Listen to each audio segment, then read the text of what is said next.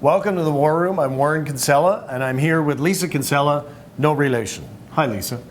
Warren, nice to meet you. Lisa is also the managing partner of the Daisy Group, and we wanted to ask her for her expert PR advice about this brewing, growing war between Toronto Mayor John Tory and Ontario Premier Doug Ford. I'd be more than happy to help the City of Toronto find savings.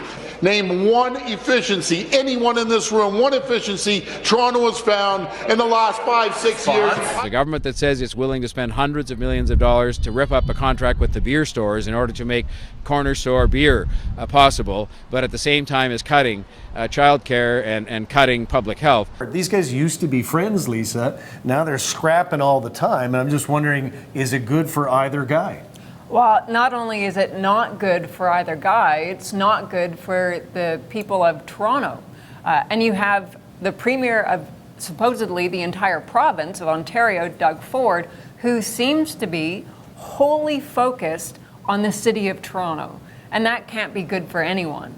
Why? I mean, there's a theory, there's a suggestion that Doug is still upset or has some misgivings of the fact that he lost to John Tory a few years ago when they last had a matchup. Is that what it really is? Is it, trying to get back at that election?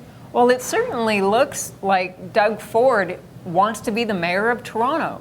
And I'm not quite sure why he is so focused on John Tory. It seems personal. It seems increasingly personal between the two.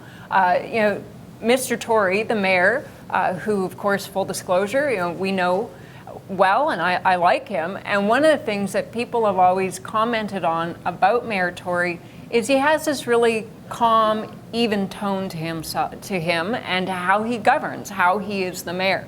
But what you've seen from him recently is getting increasingly angry with what the province is doing to the city, particularly over public health cuts. That's a big issue to people.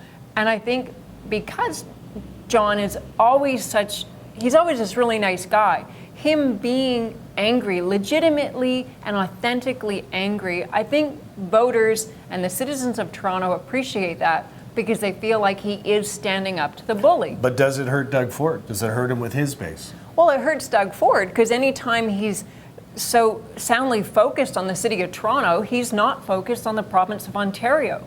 And we've seen the way Doug Ford governs at this point, and I don't think it's particularly helpful to him and his government. I don't think it's helpful to the people of Ontario. And having this kind of weird fight between the mayor and the premier, it's kind of like, I think people are going to grow tired of it soon enough. So your expert PR advice is stop scrapping, stop fighting.